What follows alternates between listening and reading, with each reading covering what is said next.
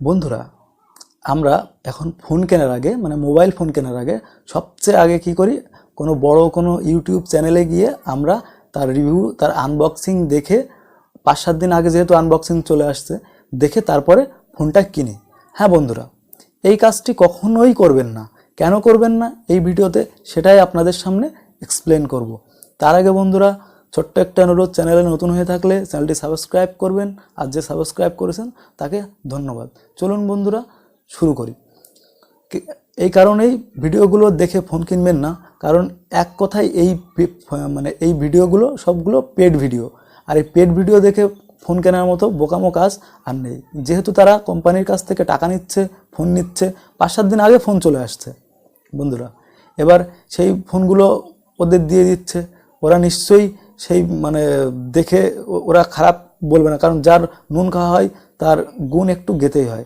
আর যদি কোনো ইউটিউবার্স রাজি না হয় সব কিছু ভালো বলতে, সেই ইউটিউবার্সকে এমনভাবে বলা হয় যেন সেই যেগুলো খারাপ বলবে সেগুলো এমনভাবে স্লাইডলি বলে বেরিয়ে যাবে, সেগুলো পয়েন্ট আউট হবে না, হাইলাইট হবে না, সেগুলো মানুষ নোটিস করতে পারবে না।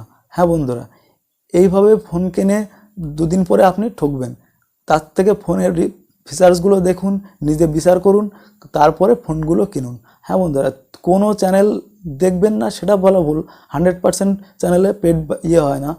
অনেকেই ফোন কিনে রিভিউ করে, যেমন সেগুলো ছোটো ছোটো চ্যানেল, সেগুলো রিভিউগুলো পরে আসে, সেগুলো আমরা দেখি না, ভিউয়ার্স কম থাকে আমরা দেখি না। বড় চ্যানেলের উপরে আমাদের ভরসা, কিন্তু বড় চ্যানেলের অ্যাডের থেকে যা না ইনকাম, তার থেকে বেশি ইনকাম এইসব পেড ভিডিও থেকে। বন্ধুরা, এই পেড ভিডিওর উপরে ওরা এখন বেশি ইনকাম করছে, তাই বন্ধুরা সেই সব ভিডিও দেখে ঠকবেন না। অন্ততপক্ষে ছোটো ছোটো চ্যানেলের রিভিউ দেখবেন, সেইগুলো অন্ততপক্ষে অনেস্ট রিভিউ পাবেন। আমি যেটা মনে করি, যেটা আমার মতামত, সেটা আমি বললাম। এবার বাদবাকিটা আপনাদের বিষয়। এবার আপনারা বড় চ্যানেল দেখতে পারেন, ছোটো চ্যানেল দেখতে পারেন, সব ফিচার্সগুলো জানতে পারেন, কী দেখি আছে না আছে, সেইগুলো দেখে আপনি বিচার করে ফোনটা কিনতে পারেন।